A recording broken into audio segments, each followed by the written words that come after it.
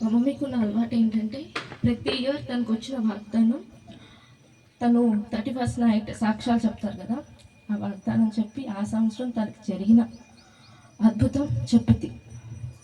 ఈ సంవత్సరం తన వాగ్దానం నేను చదువుతానని నేను అనుకోలేదు.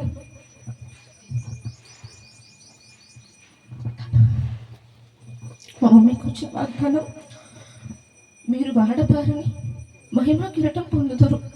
1 Petrus 5:4.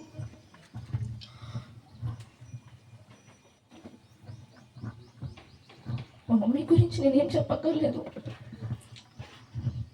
అందరికీ తెలుసు తనేంటో. కాకపోతే తను హిందువులు తినదు అని మా పిన్ని బాబాయ్ వాళ్ళు బాధపడేవాళ్ళు. తను వస్తే తినదు, తాగదు, మంచినీళ్ళు కూడా అని. అది వాళ్ళని ఏదో వేరు చేస్తున్నట్టు కాదు. దేవుడు తనకిచ్చిన బాధ్యత నమ్మకముగా ఉండాలని తను జీవించింది. అంతేకాని వాళ్ళ పట్ల ద్వేషం కానీ ఏదీ లేదు. అందరి కోసం ప్రార్థన చేస్తూ ఉంటుంది. డిసెంబర్లో మమ్మీకి బాగాలేదని వచ్చాను.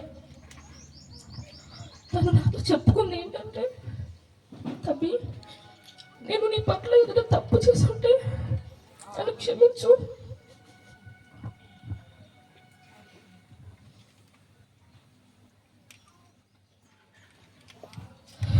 నన్ను క్షమిస్తావా అని అడిగింది. ఎందుకు మమ్మీ, ఏది తప్పు చేయలేదు, నువ్వు అలా ఎప్పుడు ఫీల్ అవ్వద్దు, ఎందుకంటే తను ఎప్పుడు ఎవరిని క్షమాపణ అడగదు.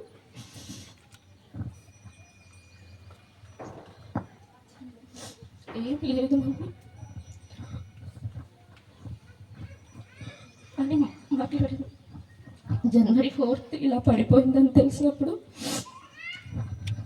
మేము వచ్చినప్పుడు తను నా దానిన మాట, ఈ చీరలు, ఈ ఇల్లు అంతా నేను చూడలేనేమో మళ్ళీ అని నాతో చెప్తూ ఉండేది.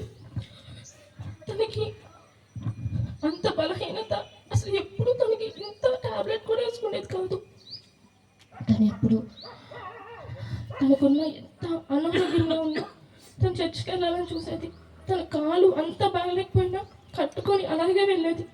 ప్రతి ఇంటికి, ప్రతి వీధికి వెళ్ళి సువార్త చెప్పేది. ఆఖరికి మా స్కూల్లో కరపత్రికలు పంచేది మా స్టూడెంట్స్ అందరికీ. అసలు గుంపులుగా ఉండేవాళ్ళు స్టూడెంట్స్. మా మమ్మీ వస్తుందంటే చాలు నాకు చెప్పేవాళ్ళు, తబ్బి మీ మమ్మీ వచ్చింది, తబ్బి మీ మమ్మీ వచ్చిందని. ఏదో ఒక రీతిగా దేవుడు అందరు తెలుసుకోవాలి అనే తాపత్రయం అన్నమాట. తనకి అనారోగ్యంగా ఉన్నప్పుడు నేను ఎంతగానో దేవుణ్ణి వేడుకున్నా, ఉంచు తనని, నా కోసం ఉంచు, నా కోసం ఉంచని. తను ఎంతో ఇబ్బంది. హాస్పిటల్లో ఎన్ని హాస్పిటల్లో తిప్పుతావు తప్పి నన్ను, ఇంకా నేను ఎందుకు అని చాలా బాధపడేది. కాదమ్మా కాదమ్మా, లేదు మమ్మీ, దేవుడు గొప్పడు, దేవుడి కార్యం చేస్తాడు మమ్మీ అని చెప్తూ వచ్చేదాన్ని. ఒకసారి బాగా దెబ్బతిన్నప్పుడు ఐసీలో ఉండి వచ్చినప్పుడు, తబ్బి నేను నీ కోసమే ఉంటున్నాను తబ్బి, నీ ప్రార్థన నాకు అడ్డుపడుతుంది అనింది. అప్పుడు నేను ఎవడా నా స్వార్థం కోసం నేను ప్రార్థన చేస్తున్నానేమో, ప్రతిదానికి నీ చిత్తం అడిగేదాన్ని కదా, నీ చేతుల్లో పెడుతున్నా, నువ్వే నీ చేతుల్లో పెడుతున్నా, నీ చిత్తమే జరిగించు అని నేను ప్రార్థన చేశాను. లేదు తల్లి,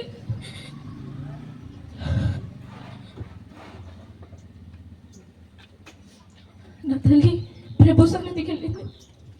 నాకు నిరీక్షణ తను అక్కడే ఉంటుందను.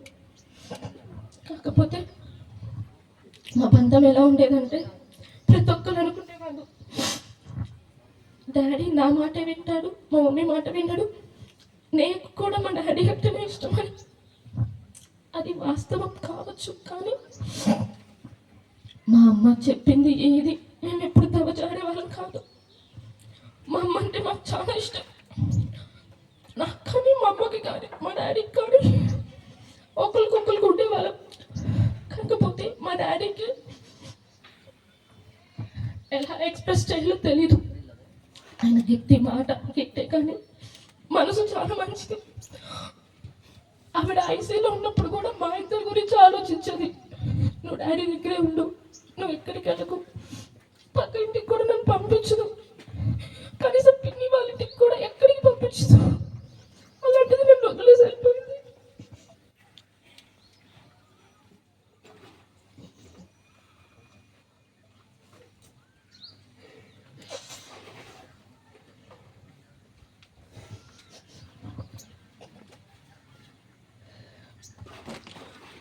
తన రూపం, తన మాట, మా మమ్మీ స్వరస, తన స్వరం ఇంకా చూడలేని వినలేను.